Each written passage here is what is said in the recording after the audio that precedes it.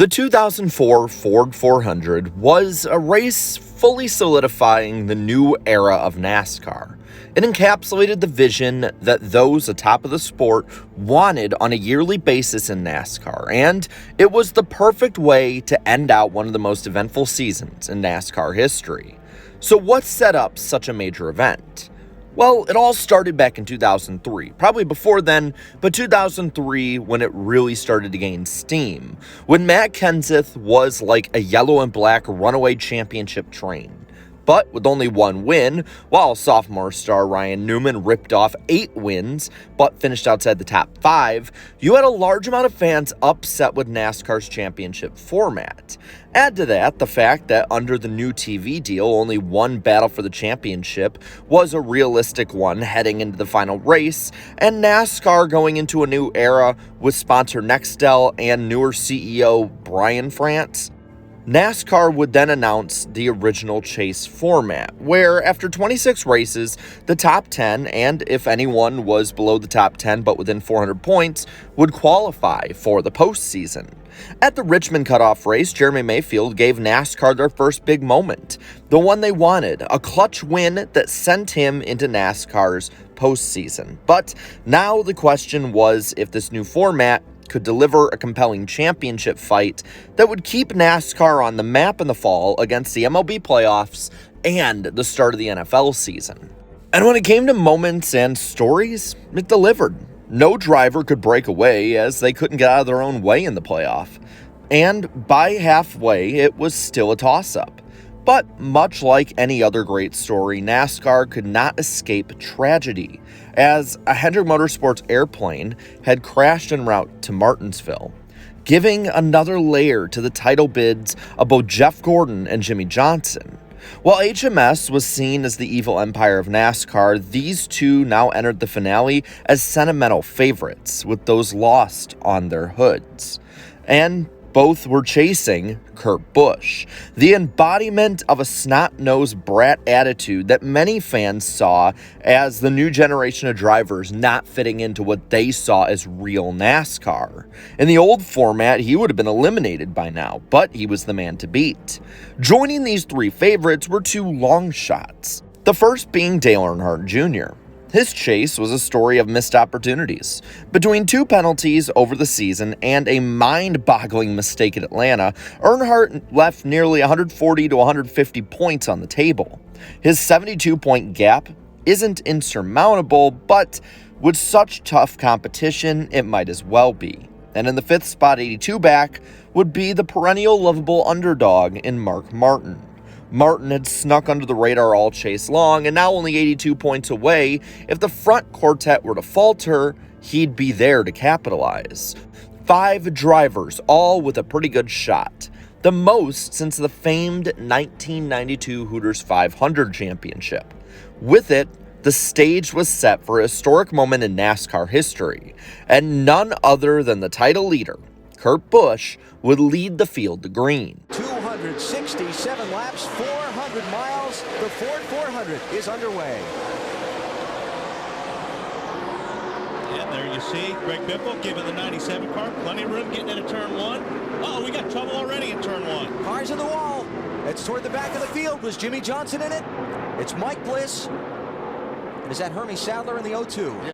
Much like the similarly compared 1992 Atlanta finale, this race started out with a bang, as this time Hermie Sadler and Mike Bliss wouldn't even make it through turn 1. So after the false start, they'd get it rolling, Biffle now setting the pace, a lap and change at least of it. Biffle's going to take it, but it'll be interesting to see if that top groove gets worked in today, because last year we were right up against the wall. And I'll tell you, the 16-car Biffle was very, very good in practice. This is the same car. Oh, we got another crash going into turn 1. Got a few of them involved. Jimmie Johnson's on the apron. He squeezes through again. At this point, it was clear that Jimmie Johnson just needed to get up the board. But both Busch and Gordon were up front, and at this point, all 4 of his title contenders against him were ahead of him. It was early, but the points were shifting fast, and as Johnson would make his way up and make spots up, he'd close in on the 2 leaders. But with the field spread out, a quick debris yellow would open up more opportunity for all 5 contenders.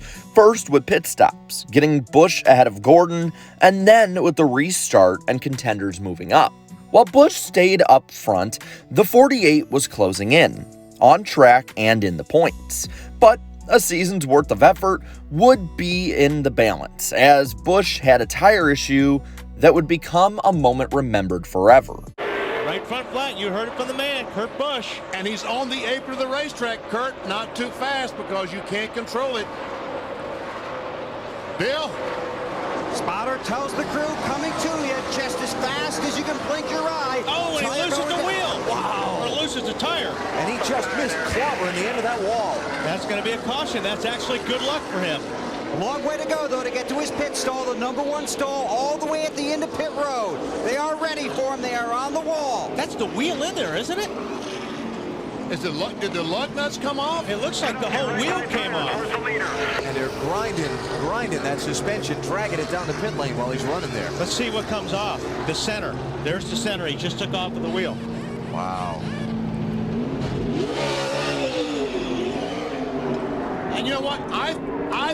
The tire's still going. I believe that he stayed on the lead lap. Somehow, the Sharpie Ford did not get destroyed. It didn't even get a scratch on it. And they stayed on the lead lap through it all.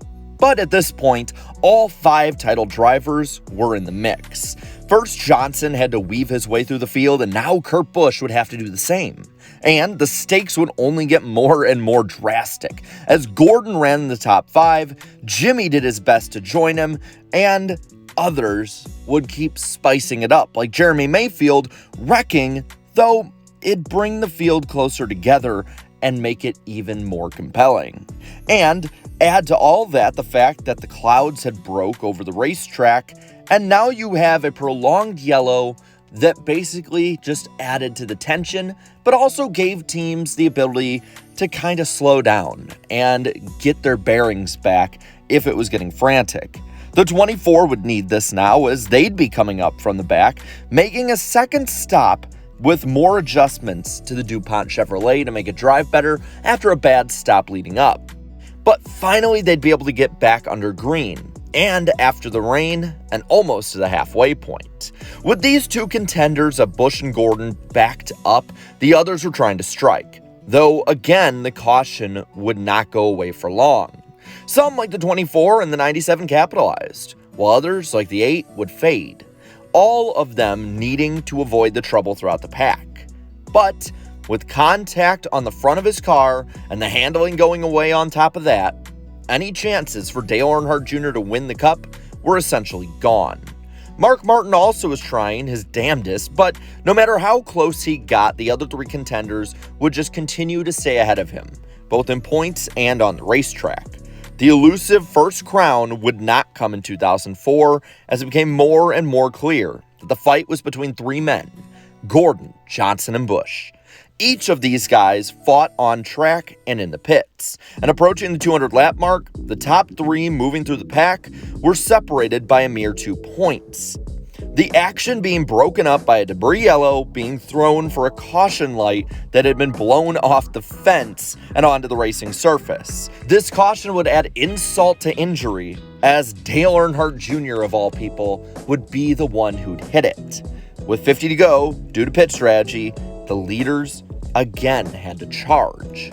He has been struggling trying to get by these cars, and that didn't help anything there as the 15 and 97 made contact. He obviously felt the 15 should give him a little bit of room. He's driving pretty aggressive there, Bill. And if they don't give you room, Wally, what do? You hit him. You take it, right? Absolutely. Again, though, the race was slowed by the yellow. And on the ensuing restart, the top 3 kept it moving forwards. Gordon, now the one closing in on Busch for the title lead. With 29 to go, JJ would get by Busch, closing them all in closer. But by continuing to pass cars and keep up with the 24 and the 48, Busch still managed to keep the lead away from them.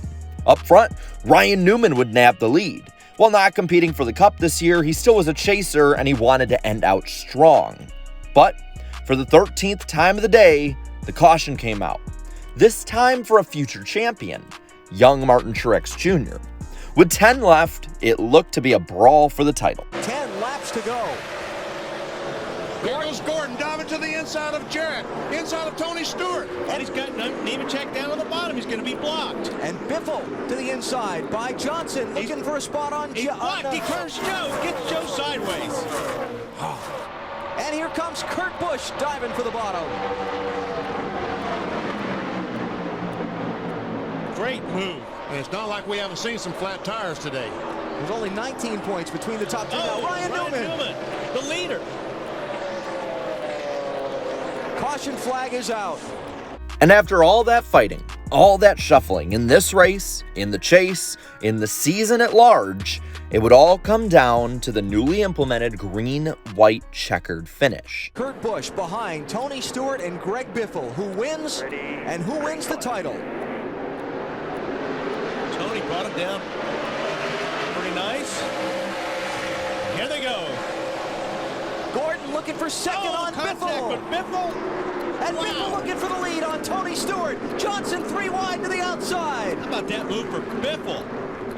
Hung on to it and took the lead at the same time.